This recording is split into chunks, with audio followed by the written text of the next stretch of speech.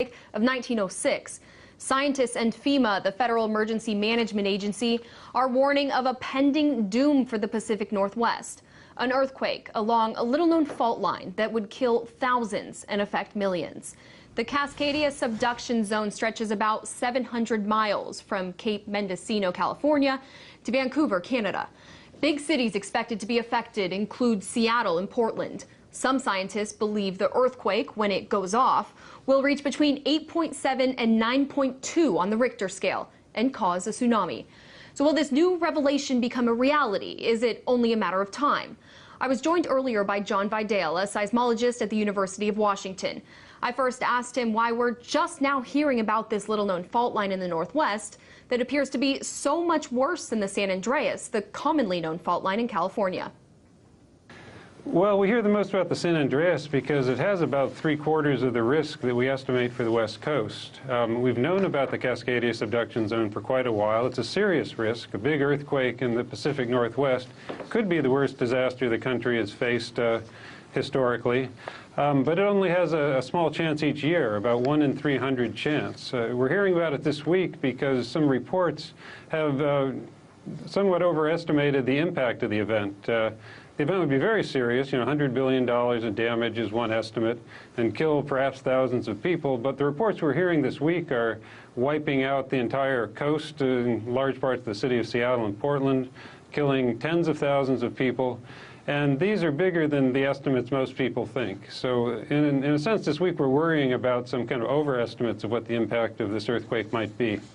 So FEMA is holding an event next summer called Cascadia Rising to practice preparation for an incident along this fault line. So I want to pull up some of the estimations that you were just referring to. We got these directly from FEMA today. Estimations they're using to plan for a natural disaster in the Pacific Northwest.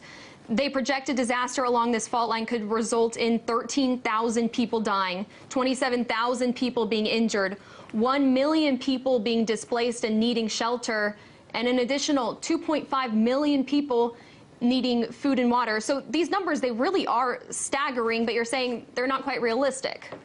Yeah, they're partly for the exercise to make sure we take care of all the things we need to watch out for.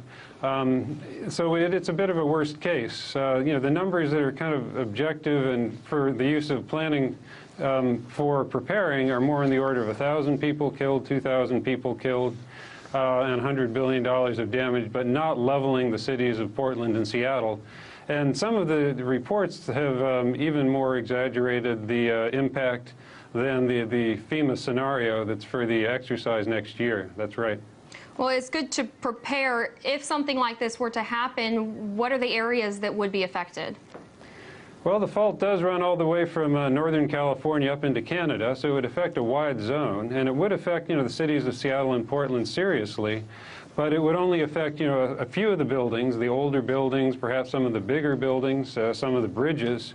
It by no means would affect every structure in the city, and mostly people would notice that in all likelihood, the power might go out, it might be hard to communicate, it might be hard to get around, but it would not reduce the streets to rubble like one saw in that San Andreas movie a few weeks ago, for example.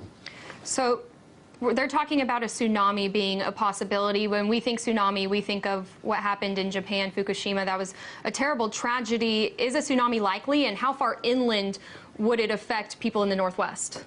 Yeah, in a magnitude 9 earthquake, a tsunami is inevitable.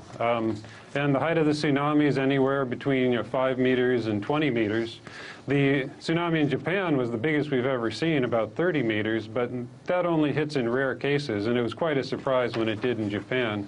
But yeah, the entire coastline is vulnerable to tsunami, but the tsunami would not reach into Seattle and Portland. Those cities are not on the ocean. Okay, great. Well, that was John Vidale, a seismologist at the University of Washington. Thank you so much for your time. Oh, you're welcome.